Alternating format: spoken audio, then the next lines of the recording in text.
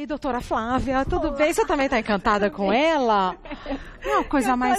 incrível. Fofo, bicho ao máximo, né? É demais. Você tem animal de estimação? Já tive, agora não tenho mais. Morro de saudades. Pois é, porque entram para nós, entram para a nossa família. Exatamente. A gente vai falar sobre anorgasmia. Hoje o tema é quente, hein? É isso mesmo, a gente quer falar tudo, a dificuldade de algumas mulheres em atingirem o orgasmo, é isso? Exatamente, é isso mesmo. Tá. Então é importante as mulheres saberem, quando Vou pro meu cantinho.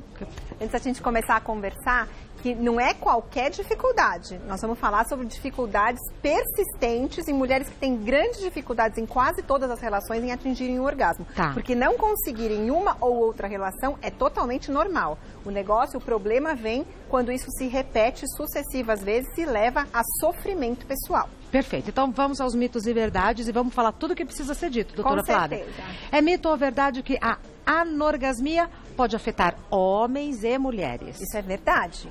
Exatamente. Existe uma predisposição maior para as mulheres terem dificuldade do que os homens, justamente porque os homens têm um mecanismo mais mecânico de atingir o orgasmo do que as mulheres. Mas isso pode afetar ambos os sexos e preocupa igualmente. Então, homens que não conseguem atingir o orgasmo são tão insatisfeitos sexualmente quanto as mulheres. Perfeito.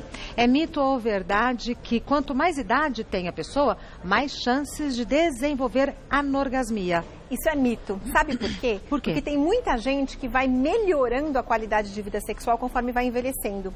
Então, você vai aprendendo a se conhecer e a desenvolver técnicas que te levem mais a prazer.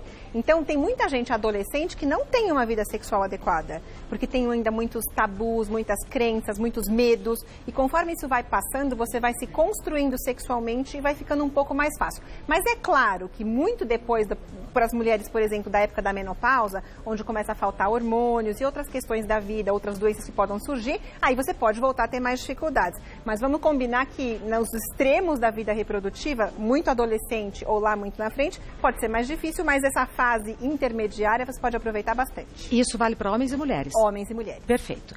É mito ou verdade que problemas como diabetes e esclerose não interferem? Isso é mito. Todas as doenças podem interferir de alguma maneira e seus tratamentos também. Às vezes, lógico, você não vai deixar de tratar uma doença porque você vai tomar um remédio que pode interferir na sua função sexual. Primeira coisa é tratar adequadamente a saúde, até para garantir uma qualidade de vida sexual. Mas muitas das substâncias que a gente usa como medicamentos para algumas doenças interferem na função sexual. Tá. É mito ou verdade que o uso de medicamentos para controlar depressão ou alergias tem relação com anorgasmia? Isso é verdade.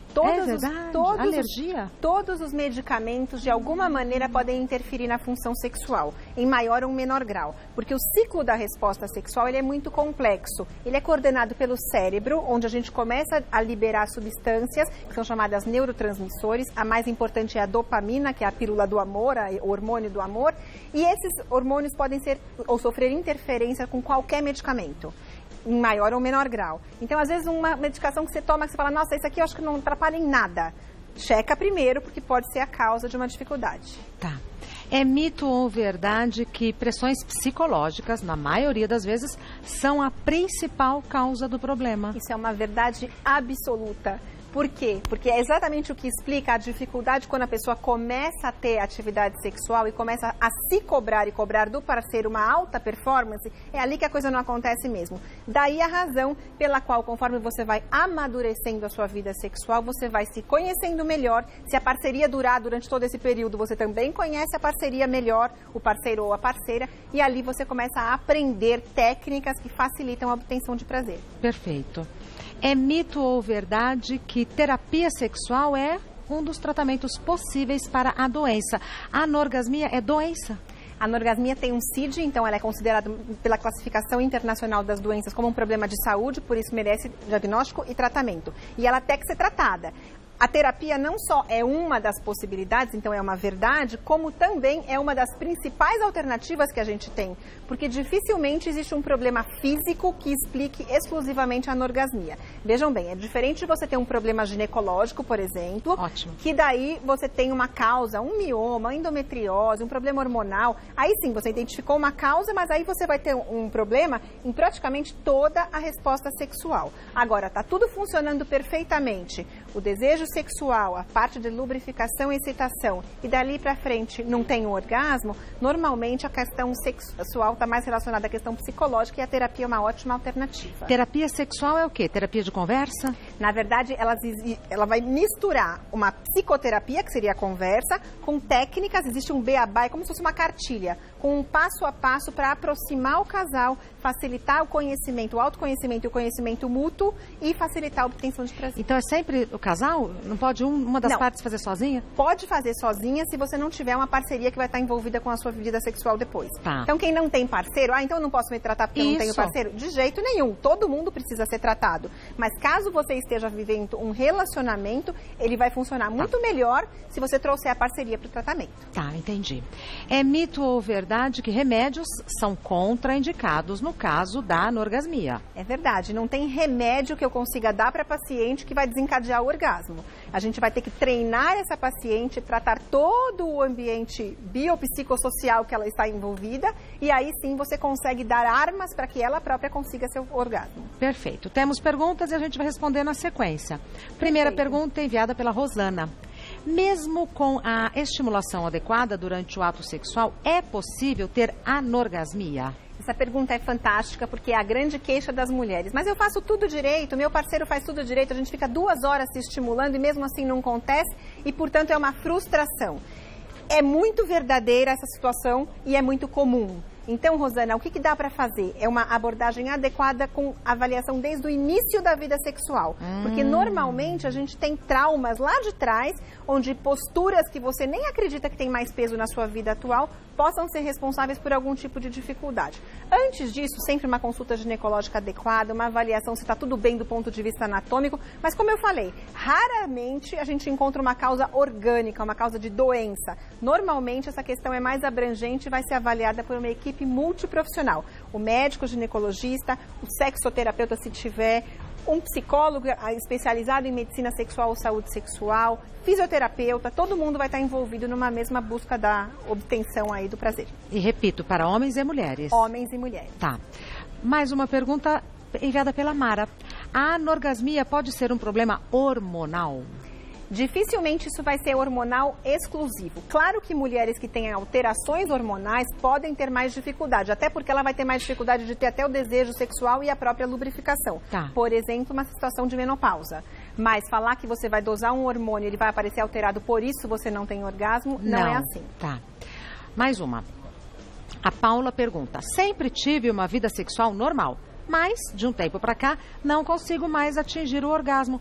Posso estar com anorgasmia? Eu vou me enrolar nessa palavra todas as vezes. Sim, Paula, não só pode, como provavelmente é o que está acontecendo. Por que acontece? Então, na verdade, se isso tem uma duração de mais ou menos uns 6 meses, pelo menos, consecutivos, e tem te trazido sofrimento a ponto de você estar questionando essa situação, ela deve ser identificada. Então, você não desenvolveu nenhum problema absurdo, que agora, nos últimos tempos, seja explicação de tudo que está acontecendo. Vamos dar uma checadinha aí nessa parte da anamnese sexual do seu histórico, que deve ter uma saída. Começa conversando com o médico ginecologista? Você pode começar por qualquer área, na verdade, desde que a pessoa tenha uma formação para fazer a medicina sexual. Tá. Então, pode ser ginecologista, urologista, psiquiatra, terapeuta sexual, fisioterapeuta, qualquer um que tenha um bom manejo dessa situação, porque eu sempre falo, Regina, é pior você ir com um profissional que não saiba cuidar, porque daí você trava de uma vez. Concordo. Então tem que ser cuidadoso nesse aspecto. Próxima.